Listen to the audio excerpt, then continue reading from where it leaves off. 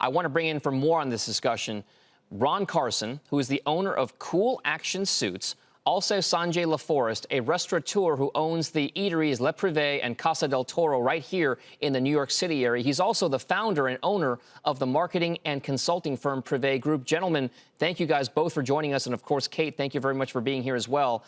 Let's talk maybe first to you, Ron, about this notion about whether or not you feel as an African-American business owner, small business owner, that you have been adversely affected relative to everybody else because of what's happened with COVID-19. First of all, good morning, Dom. It's a true pleasure to be with you. You're the only person I can watch before I've had my first cup of coffee in the morning.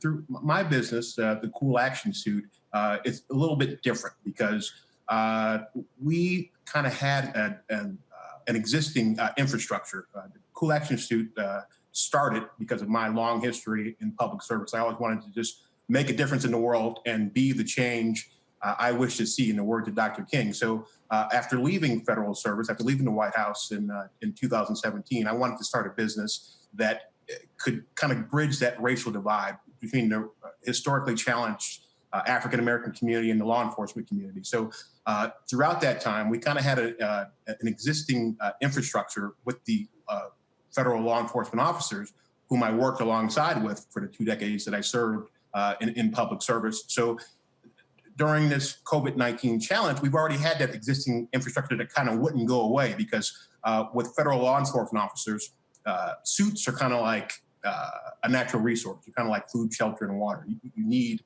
a suit if you're a United States Secret Service agent, or if you're a federal law enforcement agent that's serving a cabinet official or a member of Congress. So during this time, we didn't necessarily feel as adversely affected as maybe some of the other companies. So in that regard, no. But in other regards, absolutely. You can absolutely see the challenges that affect businesses. Well, Ron, we just showed a graphic that says 80% of your business has kind of declined there because of what's been happening with supply chains and businesses being closed and everything else. 80% drop in sales activity. Sanjay, I'll turn to you here. This is something that we've talked about a lot because hospitality, leisure, and travel has been really hit during this whole process. As a small business owner, and specifically one of African-American descent, do you feel as though this particular pandemic has hurt Black restaurateurs more than others? Well, absolutely. So I'm someone who is based on awareness. I always want to grow awareness for the African-American community. That being said, the majority of people who are working for me and who have worked for me, 65% of them are of African-American descent, or minority descent, I should say. That being said, now we only have 30% of people who could work. So our business has gone down to 30%. I know that they do offer the PPP, but the PPP, it's only forgiven at 65%. That being said, that we only have the majority of the people who are working are at 20%, 25%. That's all we have, all we could cover in terms of the people who are working in the restaurant.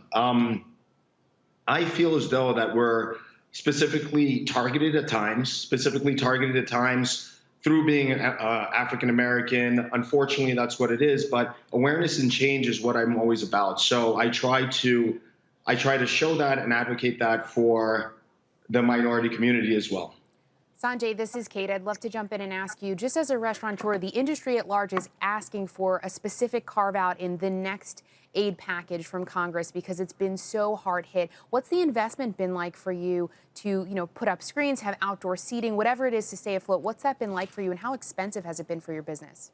Well, it's been, it's not that expensive, but the problem with that is that the governor has said that we have to maintain 100 feet of social distancing outside, where they're providing us no leeway, so they're providing us no leeway. We understand, and trust me, I'm well aware of the volatility of this virus, that nobody knows what's going on with the virus and how difficult it might be. But how can we control a neighboring restaurant that's literally 20 feet away from us and having their clientele in front of us, in front of our restaurant, just pass by with these open containers? And we're mandated to control that. So it's super difficult right now for the restaurants to gauge. And and to even control and police people. That's one of our biggest issues at this juncture.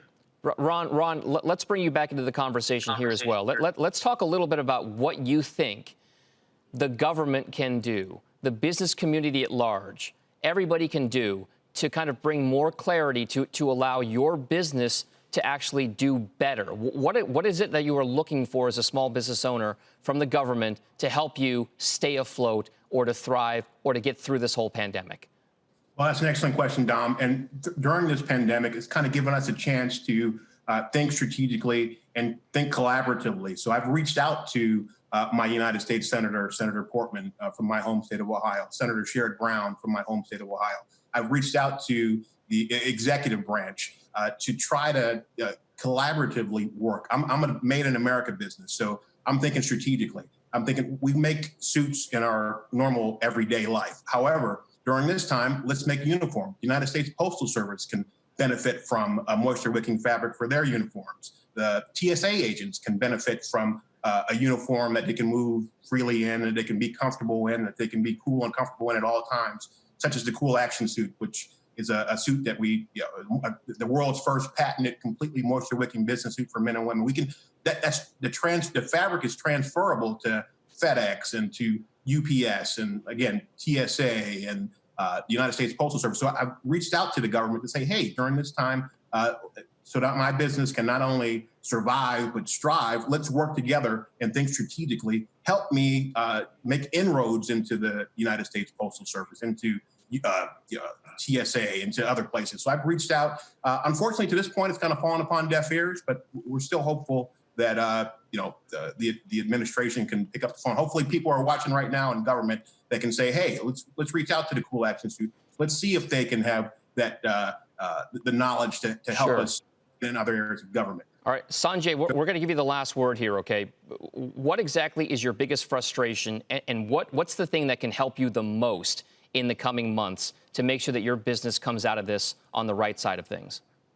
I would say planning. That's my biggest frustration. You know, one day you hear that churches will be open on Easter. The next day, you know that you could have sidewalk permits, and then they change the regulation. So the biggest thing for me is how to plan and if you can't plan, you can't hire the right staffing. If you can't open to full capacity, you don't know how to hire the right staffing. So planning for me, if we knew what was going on within the next 2 to 3 months, that would help the most, to be quite honest.